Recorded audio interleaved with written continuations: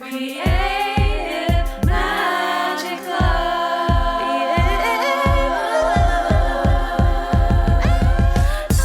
What's up? This is Sarah Mack and welcome to Creative Magic Club. Together, we'll discover inspirational stories of creative entrepreneurs living out their dreams, doing the work they are most passionate about, and building wealth in magical and fun ways.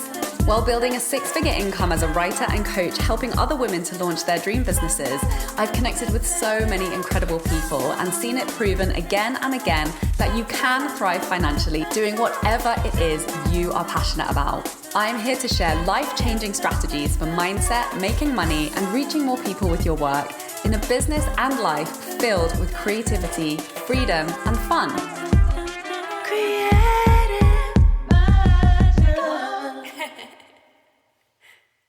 Welcome everyone and welcome to my very special guest, Charlene Rymsha, who I'm super excited to talk to you today. Charlene is a psychotherapist, a burnout recovery coach and author. She's the founder of Everyday Coherence, where she supports ambitious and creative professionals to overcome burnout without sacrificing their relationships, paycheck or freedom. And hi, welcome Charlene. Thank you so much for joining us today. Hi, Sarah. Thank you. Yay. Thanks for having me on. So I'm Charlene and I met when I was a copy coach in another program with Geeta Nadkarni. And Charlene was a client of that course where she was developing her program and her messaging around supporting millennials with burnout. So that's where we met.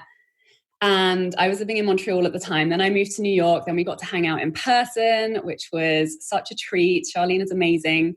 And then I actually joined her burnout recovery program as somebody who has struggled with patterns of burnout in the past. And I got to experience all of her incredible wisdom and tools. And it was an incredible experience. So we've been collaborating for a long time. She's really amazing. And I'm super excited to share a story with you today about how she went from developing her messaging and getting clarity around that to getting massive exposure, which eventually landed her a book deal. So it's a really cool story. You're really going to love it. If you are interested in becoming an author, this is a story that you're really going to enjoy. So Charlene, why don't we like rewind all the way back to the beginning?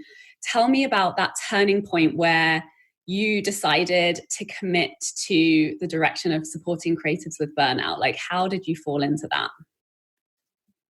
Yeah. So when I created the company, Everyday Coherence being the coherent communication between body and mind and doing everyday practices until body and mind connection becomes their everyday. And so I didn't know exactly who I was going to help. I just knew that with a background in working with people who have traumatic stress that affects the body and the mind in very specific ways, and working with people with anxiety, depression, many of them adolescents, but also emerging adults and adults and families. I knew that I really wanted to create a body-based approach to healing and recovery. Yet I wasn't even quite sure what it looked like, who I was trying to target. It was sort of the idea was anybody, all humans could benefit from my program, which to some degree, I still think that that's true. But especially as a business and starting a new business, it's like, okay, who am I really trying to reach? And so that's when I got more clear when I was working with you as my wonderful copy coach in Geeta's program of going, okay, right, what do I really have here going on? Okay, yes, chronic stress is very similar to traumatic stress. Chronic stress affects a lot of people. And it was right around the time that the BuzzFeed article came out. I can't remember the woman's name at the moment. I'm spacing on the author's name. But basically she provided light to the fact that millennial burnout, basically millennials were the burnout generation. And she gave amazing, an amazingly in-depth explanation of all the different psychosocial, biological, all the different factors that come into it.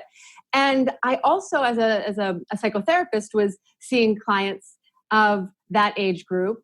And although I was more treating them for anxiety and adjustment disorders and that kind of stuff, I realized, oh yeah, all right, I can see the burnout patterns in my clients.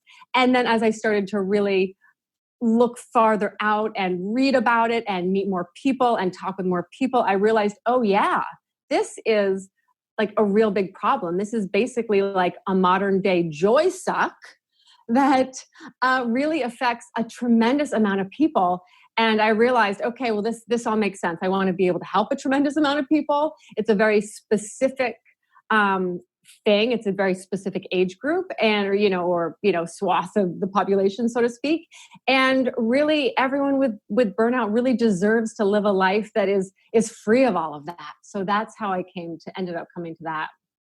Amazing. I love that. We'll move on to talking about how you ended up writing your book. But as a sidebar, I just want to talk, as somebody who's personally experienced your method, how important and valuable it is that it's a body-based approach. And I love that what you teach is so simple. And on your Instagram, you have your, get out of the head into your body, those constant reminders, those little short reminders. And for me, as somebody who is always up in my head, I'm always thinking and looking for solutions and like devouring information. And that is just not how you cure burnout.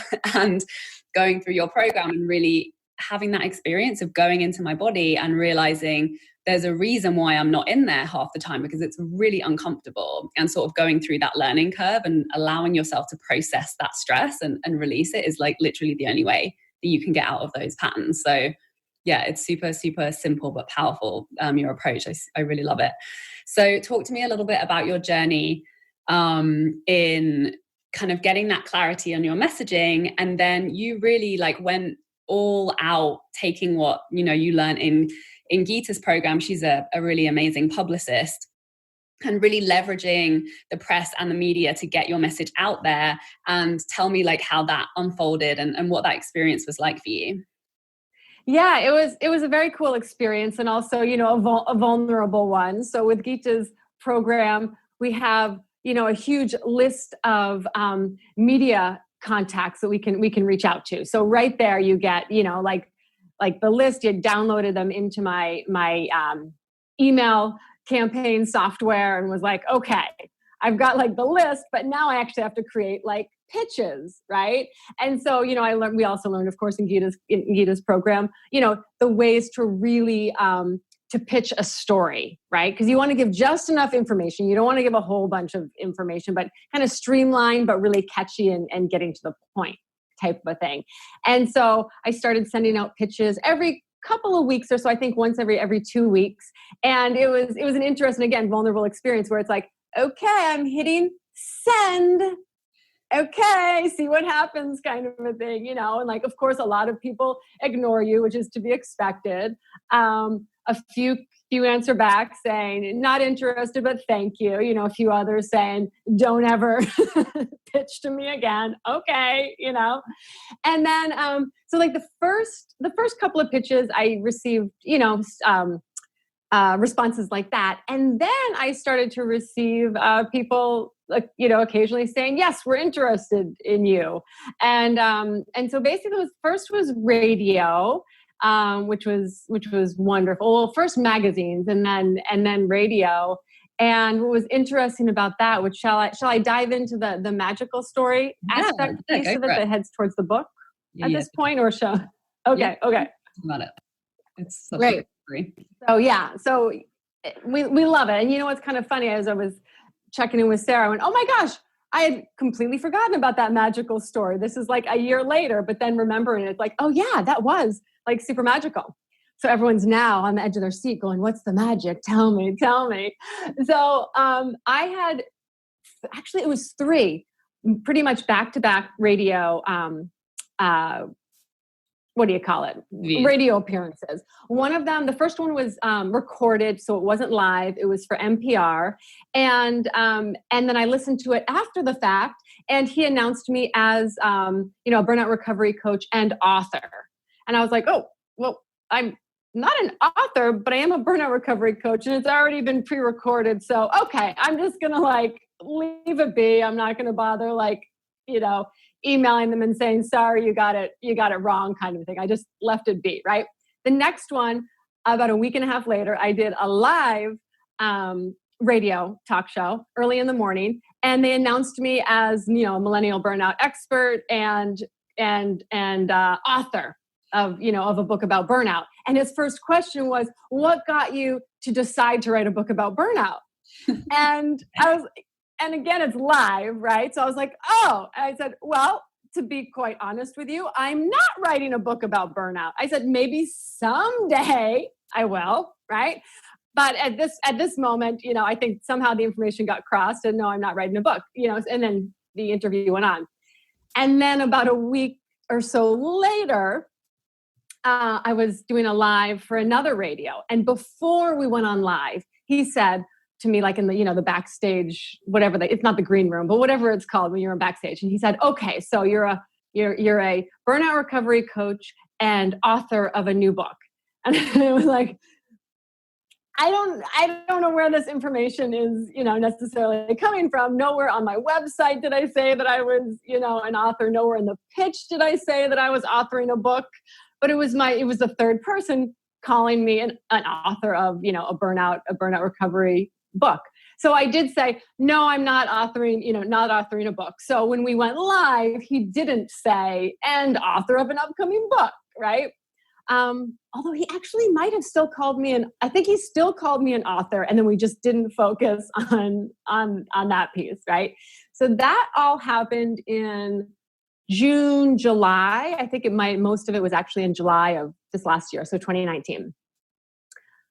And then about beginning of August, maybe like August 3rd or 4th, I was, on my Everyday Coherence IG account, and I see someone had slipped into my DM, as I believe people say, and so it was in the DM where it was asking like it was whatever it's called, where it's like the hidden ones where you can say yes to see it or not, kind of a thing, because we weren't connected, we didn't have a connection. And 9 times out of 10, when you click on it, for me anyways, it's been like something like a site kind of promoting like young women, pornographic, like stuff that's like, get out of here, reject, goodbye kind of a thing, right? It had never been something that I actually was like not offensive or yeah, it definitely wasn't a book deal, right? And so right, so it was an editor from a publishing company, Quarto Publishing, and initially I kind of had like the reaction of a slight chip on my shoulder, ready to like read this thing. And I was like, what? And then I started reading it, and basically he was like, burnout, I recognize that burnout is, it is a major issue, mental health, physical health, all of that combined, a very timely and important topic. And he had been researching who might be, an author for a book for their publishing company. And he happened upon my Instagram account while doing the research, and he loved like my voice and my approach, and asked me if I'd be interested in having a conversation about authoring a book with him, a book for the publishing company. And so I was, oh, okay, that's pleasantly exciting and validating of all the work that I've been putting in. And immediately, at that time anyways, I thought back to the 3 people over the last month that said, and author Charlene Rymsha. So that was, then we go on and, we have a phone call and a few meetings, and then I sign the contract and I write the book. But anyways, I will stop there at the moment. So that's how the contract for the book ended up arising. Amazing. It was like very clear instructions from the universe, like before you were even aware that this was something that was coming up for you. And how long did it take you to write your book? I think you knocked it out in about 8 weeks or something ridiculous like that. Yeah, it was wild. And so, yeah, by the time that the contract came in and I was, and I signed it, it was the end of September, and October 1st was the first day that I was going to actually start writing. And in the contract, I needed to get the first draft manuscript to them by November 26th. Just based on so it's like the writer does the whole manuscript, and then there's a longer editing process and all that kind of stuff. But especially because burnout is such an important topic now, the publishing company, was saying, let's get it out as quickly as possible. So never having written a book, never considering myself much of, a writer necessarily. And it was also, I was just starting my next 6-week burnout recovery program pretty much at that same time. So it was an interesting couple of months, to say the least. And basically, yeah, I just wrote an entire book, 337,000 words plus. I was contracted for minimum of 37,000, and I think I got it was 37,800 by the time that I submitted it to them. And about a week before the deadline, I emailed my editor and was like, I don't know if I'm going to make the deadline. This just doesn't seem physically possible. I've been writing 8 hours a day, every single day. And, and so he got back to me, and I was given a week extension, which the week extension to me felt like Christmas time with all the presents. I was like, phew. So it gave me just a little breathing room to finish it. And so, yeah, I submitted it December 4th or something like that. Wow, what an amazing year. So you started out with this idea of helping the whole world with burnout. That must have been when we connected in the spring or earlier in the year, really focused on doing that in-depth work and honing your messaging, getting really specific, getting really strategic with getting your message out there, getting a bunch of press, and then landing a book deal and writing the entire book before the year was over. How powerful was that? Yeah, totally wild. Yeah. If someone had said to me any of those things, but particularly you're going to write a book before the end of this year, I'd be like, no, that's not going to happen. No. Power of powerful, specific messaging. I love it. So tell me a little bit about the book. What is one main message or idea that you was kind of the inspiration for this journey that you're just really passionate about and that you wish more people could hear? Yeah. I'd say two main things. The main piece, and we kind of alluded to it at the beginning, is really learning how to inhabit our bodies for joy, inner peace, and internal and external prosperity. We spend so much time from the neck up. And of course, what I mean is not our physical head, but our minds. And from an early age, we're really taught that the intellect is what, it takes primacy. It is what helps us succeed in life. It's what, gets us through the exams. It's what the reports are done on. And just everything that tends to be a marker for success is equated to the intellect for the most part. And so everybody stays up in their heads and, thinking. And then that, of course, because the brain's real good at thinking, overthinks and then creates problems and, anxiety and all this sort of stuff. And then we stay in our heads trying to come up with solutions of how to not overthink. But the truth is we can't really do that by just thinking ourselves out of overthinking. That just ends up being more thinking. And certainly the mind's powerful, and there's ways to work with the mind and the mindset, of course, and people are becoming more and more aware of, mindset. And of course, a lot of what you do is mindset work. So the mind is important, or the brain is important, but also it's a connection of the body and the brain, right? I tend to use the words mind and brain interchangeably, but the truth is that, the mind, could very well and arguably be, and many people say that the mind is the whole being, right? That it's the intelligence of the body and the brain that help to create the mind. I'm going off on a little tangent there. But anyways, is really helping people get out of their thoughts as much by really tuning in and tapping into the wisdom of their body. So as you were saying, I have a weekly video. It's a 1-minute video on Instagram called Be in Your Body, and really just a quick video every single week that offers a tool of how to get out of your head and into your body, right? Yeah. And I'm going to run with that tangent because I know that you obviously you have the practices that you teach. And I know that, you're always experimenting with, new mindset and meditation approaches.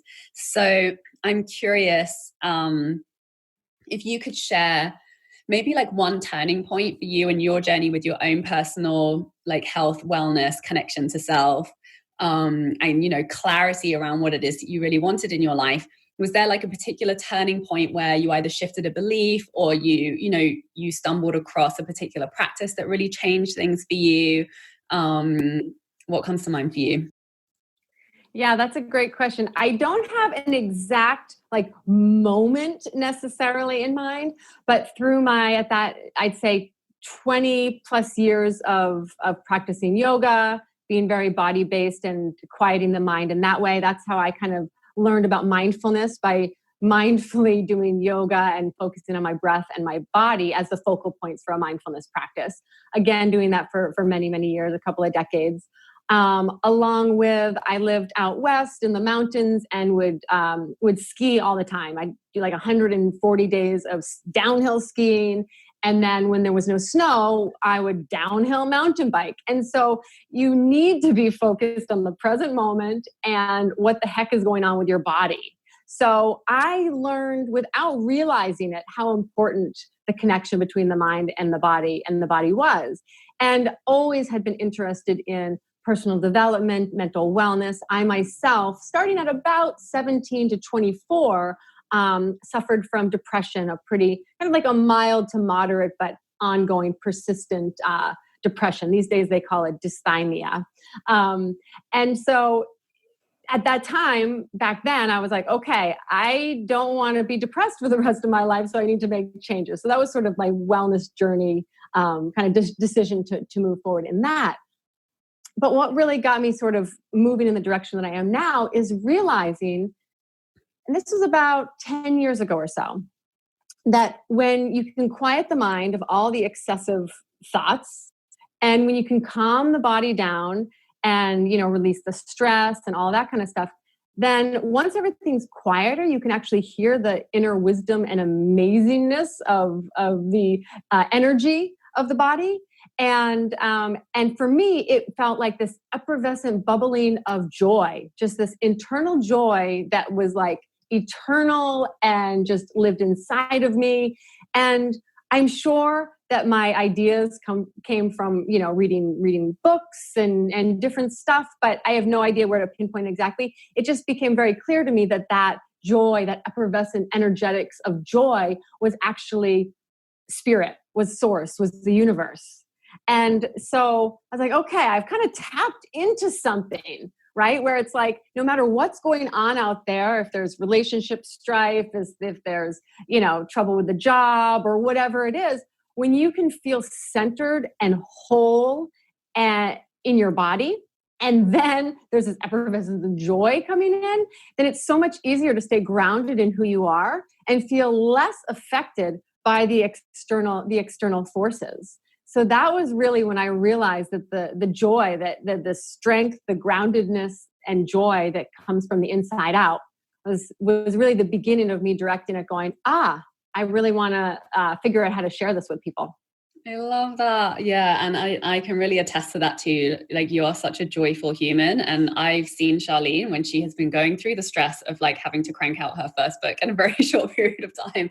And she's really, really committed to her practices. And even when she's experiencing stress and like being an entrepreneur, being a writer and an author, she's 100% committed to joy every single day. And I think that's also a really important point, especially because, it's maybe, not easy, but when you are you are skiing all the time, like your life is geared towards being present in your body. So when you make that transition to writing or to being an entrepreneur, I know you moved your practice from seeing people one-on-one to seeing people virtually. And this is such an important point that comes up, has been a real game changer for me, and that I'm always talking about within entrepreneurial communities and my clients, is the importance of having a movement practice every single day, because it is like, there's no shortcut. There's nothing that can replace it, especially when we're very like technology and screen focused. That's all up in the head. So there's nothing that replaces just those practices that really get us into our body and connect us into the present moment. Same for me, yoga. I love yoga. And I think that's why I was particularly drawn to music as a complementary practice. Just even though I suck at it, playing the guitar, you have to focus, because as soon as you don't focus, it doesn't sound good and you notice. So it really brings, or singing, being really present in the body. It's so important to have some type of complementary practice like that when you are a screen-based or a like chair-based human in your work and your job. So thank you so much for sharing that. And so what is what part of your work do you love the most? Good question. Let me see. Through this past year and through the stresses and through like the struggles, but also connecting to my body, etc. Right? It's like I really kind of had to evaluate that over and over again and say, like, what's important here? What matters? And what really helped me was I was able to go, okay, what matters is, yes, my health and my joy, sure, yes. But what really matters is being able to deeply connect with my clients and really deeply connect with my clients and really appreciate them. I think it's so important to recognize that we're both bringing value to the table. I'm becoming a stronger leader, facilitator, whatever we want to call me, coach, by working with them, and they're of course receiving the benefits that I'm able to offer them. And so, just remembering that it's really there's a lot of reciprocity, and to really make sure that I appreciate them coming to me and really honoring the fact that they've chosen to work with me. I mean, it takes huge courage to make big changes. So just in and of that. That it's like my clients and humans and anyone that chooses to get coaching or therapy is, really just like an amazing, courageous, human warrior, if we want to call it warrior at the moment.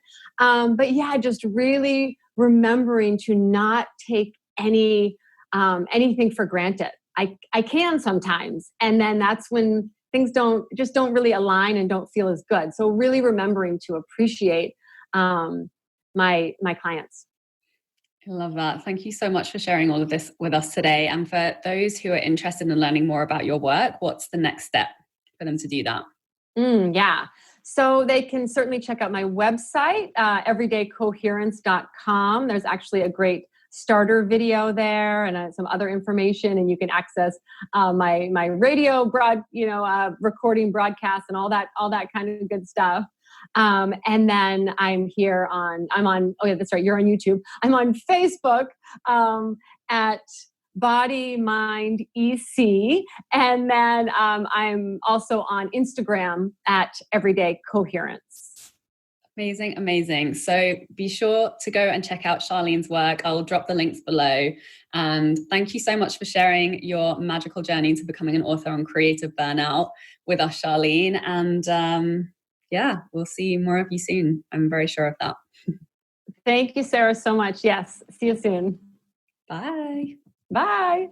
For more inspirational content, head over to my website withsarahmac.com and please support the show by liking, commenting, and subscribing.